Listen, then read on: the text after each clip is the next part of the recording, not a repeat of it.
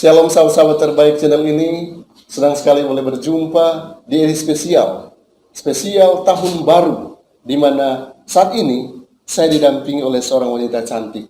Mungkin Anda bertanya-tanya, siapa dia?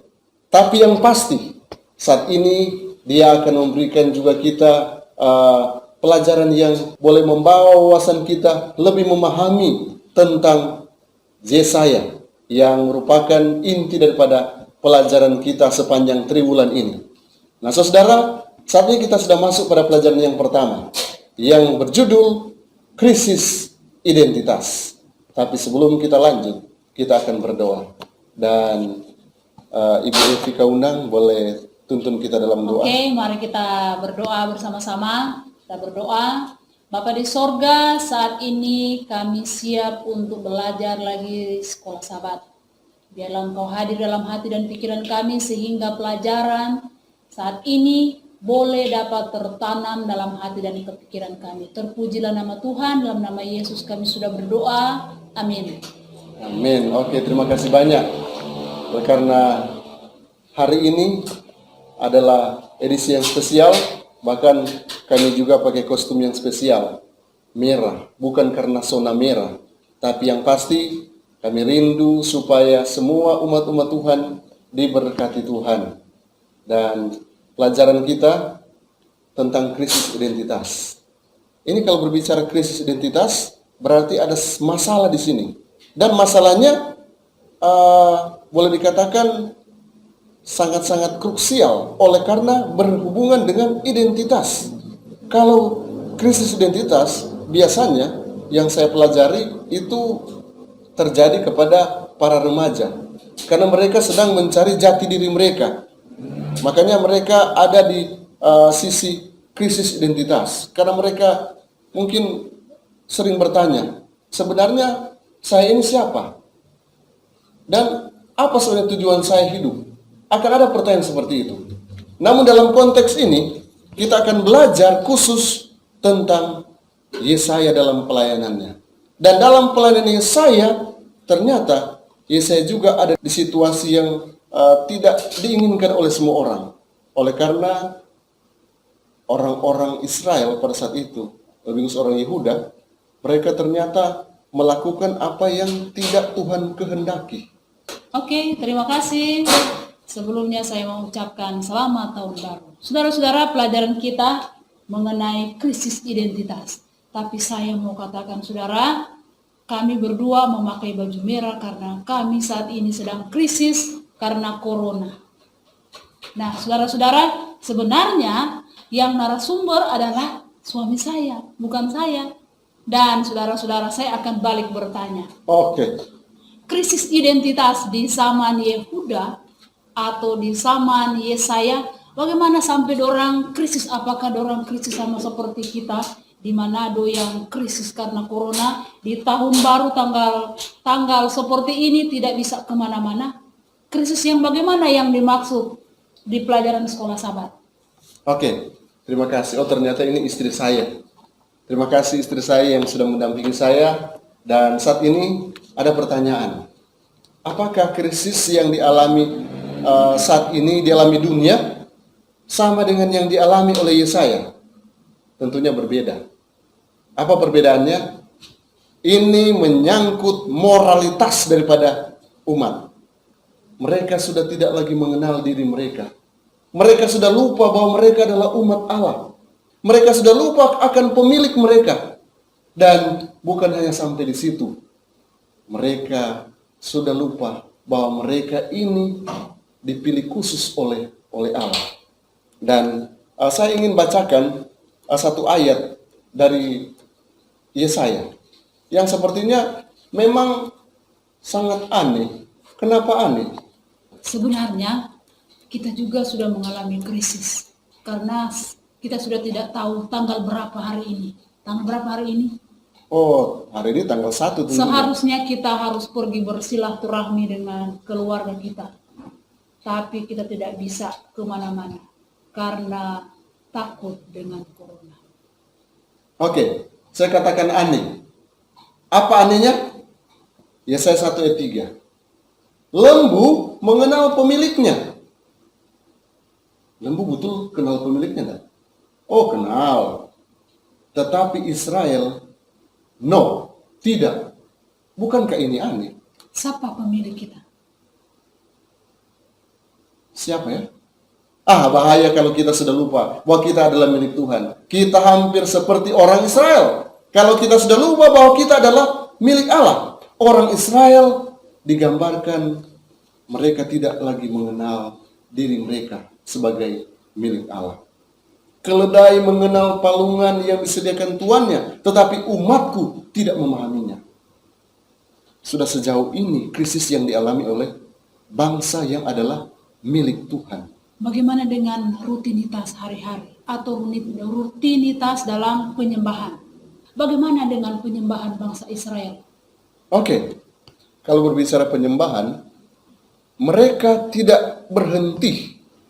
Jadi mereka tidak berhenti melakukan penyembahan mereka. Tapi yang mereka lakukan itu sepertinya cuma sekedar rutinitas. Saya sebagai orang Kristen, setiap minggu ada waktu di mana saya harus datang beribadah. Jadi memang tetap jalankan itu rutinitas ibadah itu. Nah, orang Israel begitu. Mereka tetap datang mempersembahkan korban. Mereka datang di Ka'bah dan persembahkan korban. Tapi cuma sekedar rutinitas. Kenapa rutinitas? Tidak ada pertobatan. Tangan mereka penuh dengan darah. Ini gambaran Yesaya. Mereka tidak menolong orang yang sengsara. Bahkan mereka menindas orang yang lemah. Nah, orang-orang Israel juga, mereka datang memberikan persembahan mereka. Bahkan mereka persembahkan yang tambun-tambun, gemuk-gemuk. Tapi Tuhan bilang, aku menghinakan semua persembahanmu. Mengapa? Karena tidak dari hati dan tidak ada pertobatan intinya. Oke, berarti tahun 2021 kita menyembah Tuhan bukan karena rutinitas, tapi karena hati kita, bahkan segala sesuatu yang ada pada kita mau serahkan kepada pemilik. Amin. Dan kalau kita memberi sesuatu, itu harus dari dalam hati. Sangat bahaya, sangat dikecam oleh Tuhan. Nanti Tuhan tidak mau terima apa yang orang berikan. Nah, ketika 2020 sudah berlalu dan kita sudah melakukan banyak dosa, kita sudah beribadah, kadang-kadang cuma rutinitas, dan kadang-kadang kita membantu orang, kita ingin supaya kita mendapat balasan atau mendapat imbalan. Nah, kita sudah bersalah. Apa yang harus kita lakukan? Oke. Di tahun 2021 ini. Kalau bersalah berarti harus diubah. Tapi prosesnya mungkin agak berbeda. Apakah Tuhan mau menerima saya di tahun 2021? Oh, ini DP luar biasanya Tuhan kita. Tuhan kita adalah Tuhan yang Maha Pengampun. Kenapa saya katakan Maha Pengampun? Oleh karena Dia selalu memberikan kesempatan kepada kita, kepada saya dan saudara, selama masih hidup, untuk datang bertobat. Kalaupun saya merasa bahwa saya ini sudah terlalu berdosa terhadap Tuhan, datanglah kepada Tuhan. Tuhan pasti mau mengampuni dosa-dosa kita. Dan ada yang katakan ada dosa yang tidak bisa diampuni. Menghujat Roh Kudus. Menolak Roh Kudus. Tapi sebenarnya Tuhan terus memberikan kesempatan kepada kita. Tuhan menggunakan berbagai macam cara untuk memanggil kita sebelum kita tiba pada titik itu. Artinya Tuhan tidak membiarkan orang-orang yang menolak Roh Kudus. Tuhan masih memiliki usaha untuk meyakinkan mereka, tapi mereka terus menyangkal. Hati-hati, jangan saya dan saudara juga akan tiba pada satu titik di mana diri sendiri tidak bisa mengubahnya. Sudah bisa babale. Jadi itu berarti orang sudah menghujat Roh Kudus karena kita sendiri yang sudah tidak menganggap lagi itu sebagai pelanggaran. Orang sudah buka hati kita untuk Roh Kudus. Dan di tahun 2021 ada berita gembira buat saudara-saudara. Dan saya tentunya, kita sudah melakukan pelanggaran dan dosa yang terlalu banyak. baik bagi sesama terlebih kepada Tuhan. Dan kabar baik buat kita semua. Tuhan Allah Yesus Kristus, Dia akan mengampuni dosa kita dan Dia akan menerima kita asal kita mau datang. Jangan cuma datang, tapi kita mau berubah, kita mau bertobat, dan kita mau serahkan hidup kita kepada Tuhan. Memang sungguh Tuhan itu luar biasa. Amin, puji Tuhan. Dan ada perjanjian yang harus kita buat. Komitmen. Ya, kita harus buat komitmen, perjanjian. Komitmen suami istri atau komitmen? Ya, rekomitmen suami istri perlu dilakukan untuk memulaikan tahun yang baru. Dan komitmen kita juga dengan Tuhan, kita harus perbaharui. Suamiku, apa komitmen Anda tahun ini untuk Tuhan? Untuk Tuhan, karena hidup saya adalah milik Tuhan, maka saya akan berikan waktuku untuk pelayanan pekerjaan Tuhan. Untuk saya? Oke, kalau kita mau berikan seutuhnya komitmen kita untuk Tuhan, secara otomatis waktumu adalah waktuku juga. Ternyata cemburu ya. Tidak, tapi mari kita bersama-sama melayani Tuhan dengan penuh komitmen, dan sudah jangan ingat-ingat itu lalu-lalu. Iya. Kita bersalah waktu lalu-lalu, Tuhan memaafkan. Dan apakah engkau akan memaafkan? Puji Tuhan. Oke, mari kita menuju atau kita menginjak tahun 2021 dengan satu kepastian bahwa Tuhan akan memberkati kita dan Tuhan akan menuntun kita dan Tuhan akan memberikan yang terbaik buat kita. Tapi kita akan diberikan pilihan. Oh, pilihan. Ya. Apakah kita akan setia kepada perjanjian atau tidak? Kenapa saya katakan seperti itu? Biasanya kalau perjanjian, komitmen kita ada dia punya konsekuensi juga. Seperti perjanjian-perjanjian di zaman Alkitab, mereka buat perjanjian ada dia punya syarat. Kalau kita mendengar, tadi kan bilang harus menurut. Mendengar, apa yang kita akan dapatkan? Oh, engkau akan makan yang enak di negerimu, itu berarti berkat. Tapi jika engkau melawan dan memberontak, ayat yang ke-20, engkau akan dimakan dengan pedang, itu berarti kutuk. Jadi ada berkat, ada kutuk. Mana yang kita akan pilih? Oh, kalau saya akan memilih berkat. Saya akan memilih setia kepada Tuhan. Amin. Jadi Tuhan selalu memberikan solusi kepada umat pilihannya. Dan solusi itu sebenarnya ada di tangan kita. Kita tinggal memilih. Memilih berkat atau memilih kutuk. Jadi begitu. Kemudian sebenarnya Tuhan tidak pedulikan seberapa besar kita punya dosa. Kalau kita datang dengan sungguh-sungguh, berkat kita peroleh. Dan Tuhan tidak pernah lihat seberapa jauh saya mau menghindar dari Dia. Kalau kita mau datang dekat pada saat ini kepada Tuhan, Dia pasti akan terima kita. Jadi saudara, jangan pernah menjauh dari Tuhan. Tuhan akan mencari Anda. Karena Dia selalu membuka hatinya untuk kita yang berdosa ini. Selama kita masih hidup, berarti kita masih memiliki kesempatan untuk boleh menyadari identitas kita dan boleh menyembah Tuhan. Karena Tuhan adalah Allah yang empunya kita. Iya, jadi mari kita peka dengan kehadiran Roh Kudus. Karena Roh Kudus selalu berbisik kepada kita.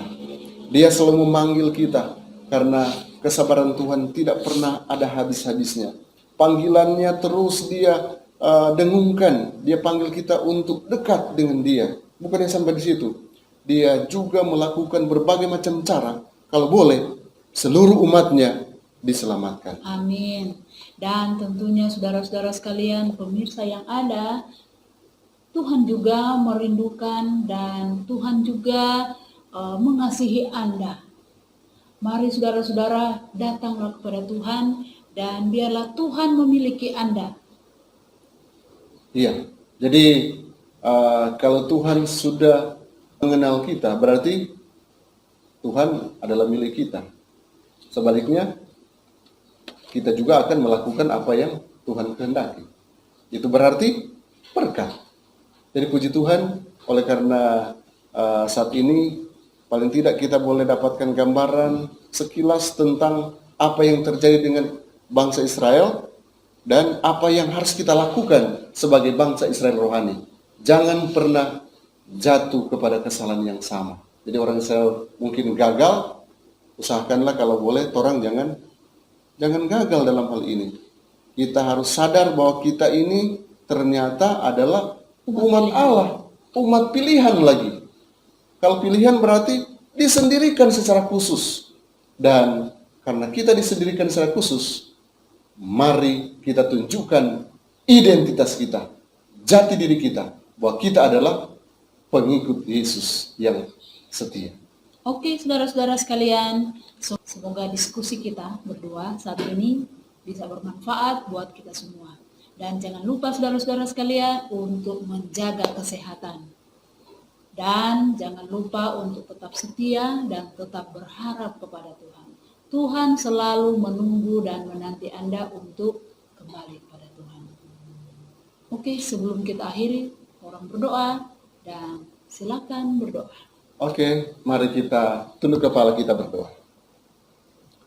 Kasih karuniamu dan damai sejahteramu yang melampaui segala akal sudah menyertai dan memberkati kami hingga saat ini. Di awal tahun 2021, kami sudah mendengarkan berita pengharapan, berita sukacita. Biarlah kami akan merespons dengan cara yang benar, dengan membuat komitmen yang baru untuk menjadi pengikut Yesus yang setia. Terima kasih Yesus karena Engkau mau menerima kami apa adanya. Kami mau berkomitmen untuk melakukan yang terbaik bagimu di tahun ini. Berkati keluarga-keluarga umat Tuhan, anak-anak Tuhan yang sedang menyaksikan channel ini. Kiranya mereka diberkati dalam segala kelimpahan berkat surgawi, dihindarkan dari COVID-19, dihindarkan dari sakit penyakit mara bahaya yang mudah berlaku bagi kami, dan yang kami peroleh selalu ialah berkat dari surga. Oh Tuhan, terima kasih karena janji berkat-Mu pasti. Karena kami rindu untuk terus datang di bawah kaki salib-Mu dan kami selalu mengandalkan Engkau. Inilah doa hamba-Mu, berkati umat-umat Tuhan dari hari ini, besok sampai hari Maranatha. Amin. Amin. Oke, salam sejahtera. God bless you. Bye-bye. Oke, terima kasih banyak. Sampai Tuhan Yesus jumpa. memberkati kita semua.